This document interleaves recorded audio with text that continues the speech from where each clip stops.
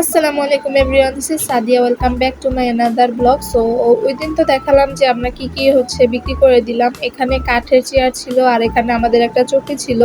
এটা একটা কাজের জন্য নেওয়া হয়েছিল, পরে এখন আর লাগবে না, তাই এটা আমরা হচ্ছে তাদের কাছে সেল করে দিই। কিন্তু এটার জন্য আমরা কোনো টাকা নেই না, মানে আমাদের একটু আর্জেন্ট ছিল, মানে ঘর তো চেঞ্জ করতে হবে, এর জন্য আমাদের কাছে এত সময় ছিল না যে এগুলোর জন্য ওয়েট করব।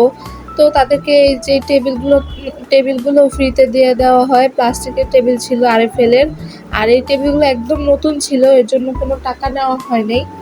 আমরা এমনিতেই তাদেরকে দিয়ে দিই দুটাই। আর এখানে বাবা বলল দেখো আরো কিছু আছে কিনা দেওয়ার জন্য। তো আমি একটা বালতি পাই, কিন্তু আম্মু বলে কি না, এই বালতিটা এখন আমাদের লাগবে, মানে এটা এখন আমাদের দরকার, তো পরে তাদেরকে এটা দিয়ে দেওয়া হবে।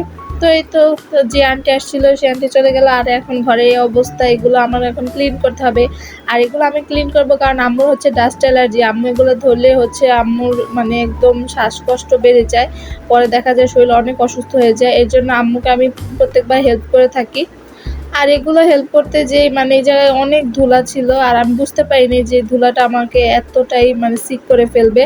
এর জন্য আমার জ্বর এসে পড়ে একদম। এখন আমি কালকে যে কীভাবে এক্সাম দিতে যাবো আমি সেটাই জানি না। আমার শরীরের অবস্থা একদম খারাপ ছিল, আমার অনেক মাথা ঘুরছিল, এরপর মানে নিঃশ্বাস নিতে অনেক কষ্ট হচ্ছিল। আর এরপরে তো রাতের দিক দিয়ে জ্বর এসে পড়ে, আমি জ্বর নিয়ে হচ্ছে কালকে এক্সাম দিতে যাব। তো এখানে আম্মুকে বলছিলাম যে রান্না হয়েছে কি না, আম্মু বলে কি হ্যাঁ রান্না হয়ে গেছে। তো আম্মুকে বললাম তাড়াতাড়ি আমারটা দিয়ে দাও, কারণ অনেক ক্ষুধা লাগছিল, অনেক দুপুর হয়ে গেছিলো, মানে এতগুলো কাজ করেছি। তো এই তো এখানে দিয়ে দিল, আর কালারটা অনেক সুন্দর এসেছে, আমার তো ভালো লাগছে। আর এই জায়গায় হচ্ছে ফাইনাল লুকটা এমন হয়েছে। আর এই রুমটা অনেকটাই হালকা লাগছিল কারণ অনেক কিছু দিয়ে দেওয়া হয় এর জন্য। আর এখানে আমি অগে দেখছিলাম আর বিরিয়ানি খাচ্ছিলাম, আর বিরিয়ানিটা সবসময়ের মতনই ওয়াও হয়েছে, মানে টেস্টটা একদম পারফেক্ট ছিল, রোস্টটাও পারফেক্ট আর বিরিয়ানিটাও পারফেক্ট।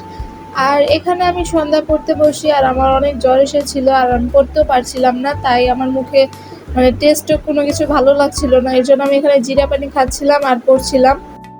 তো আমার এই ব্লগটা তোমাদের কাছে কেমন লেগেছে অবশ্যই জানাবে।